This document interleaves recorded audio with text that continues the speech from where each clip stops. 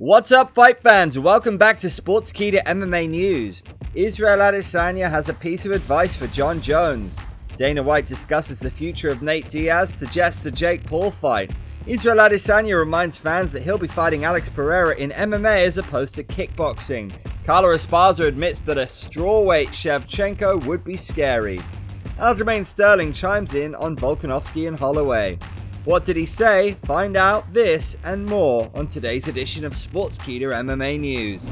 There's no love lost between Israel Adesanya and Jon Jones. The two have had some pretty exciting Twitter battles, but are yet to battle on the clock and in the octagon.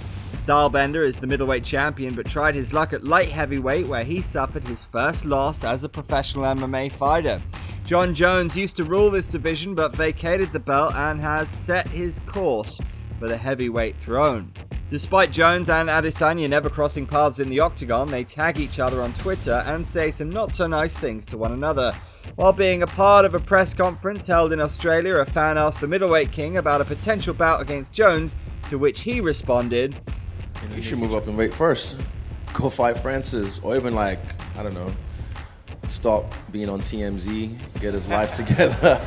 And then, this is facts, so I might say anything that's not true. Just get his together first, like DC said, and start fighting again, because there's no fight if someone's not fighting it. This, of course, is in reference to the many controversies that have tethered to the career of Jon Jones. Run-ins with the law, allegedly hiding from a drug test, and some pretty disturbing personal issues. The media has had Jones in headlines rather frequently relative to your average fighters. Adesanya took the Daniel Cormier route and gave Jon Jones some helpful advice. Do you think Adesanya and Jones will ever meet inside the octagon? Let us know in the comments. Dana White, please give Nate a fight already. Diaz has one left on his UFC contract and has been campaigning for a fight. It doesn't seem like he's eager to beat anyone in particular, but rather he'd just like to be out of his contract and move on to potentially bigger and better things. Bigger to do, as Diaz puts it. Though it may seem like Diaz is being held hostage via his contract, Dana White actually agrees that he should go on and fight Jake Paul. I like Nate. Let's be honest. Nate's won one fight in the last 5 or 6 years. Nate Diaz isn't going to come in and fight Kamaru Usman or, listen, we're trying to do the best we can. We're trying not to on anybody and disrespect anybody, but it's not like we're talking about Kamaru Usman here. We're talking about Nate Diaz. Nate's won one fight in 5 years. So we're trying to figure this thing out with him. He probably should go on and fight Jake Paul. That's a fight that makes sense. This is in response to a tweet of Nate Diaz's saying, "UFC release now please, or give me a fight with anyone in July or August. I have bigger to do." Attached to this tweet is a clip of Jake Paul knocking out Tyron Woodley. It's okay, Woodley, the MMA community forgives you for it. As soon as Nate Diaz is able to Stockton slap his name on a contract and fight his last bout, we may be looking at a boxing match between him and the problem child. Or maybe Dana will let Jake fight in the UFC. Yeah, right, keep dreaming. Make sure you slap that subscribe button. Back to the UFC's recent press conference that featured Israel Adesanya, Alexander Volkanovski, and Kara France. When asked about who he thinks he'll fight should he defeat Jared Cannonier, Adesanya jumped on the opportunity to call out the fans that haven't done their research. And this TikTok generation has 15-second memory, so they forget. All they see is a knockout, but they didn't watch the first fight or even watch the second fight before the finish. So this is not kickboxing, this is mixed martial arts.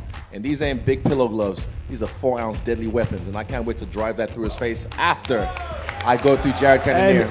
This is in reference to fans thinking that just because Pereira defeated Adesanya twice in kickboxing, he'll be able to do so in an MMA fight.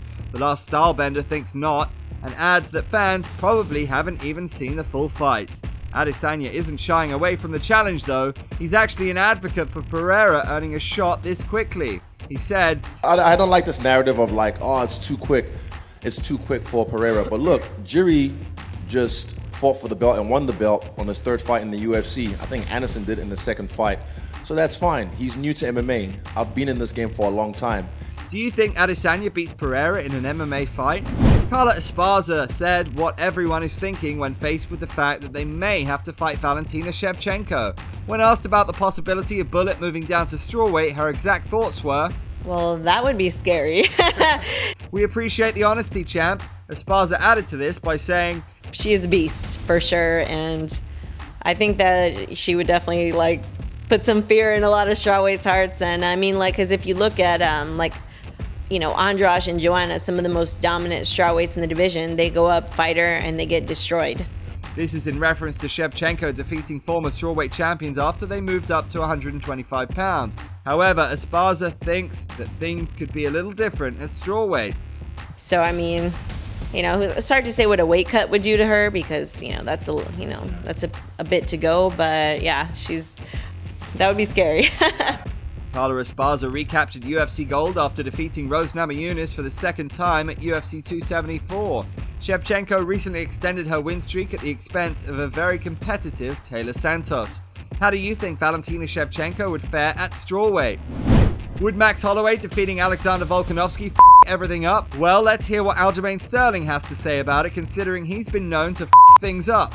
We're talking to you, diehard Piotr Jan fans. And I know Volkanovski would be tight if he were to lose a close decision, like a split decision, right? They probably might have to put him on ice for a while if he were to lose that fight. It just makes things interesting. Like that. Yeah, because he's just sitting there. Who else is he gonna fight?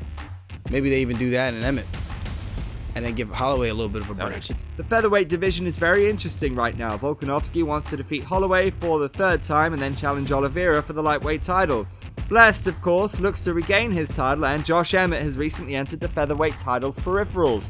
Since the second meeting, Holloway has defeated Yair Rodriguez and Calvin Kattar in a career-best performance.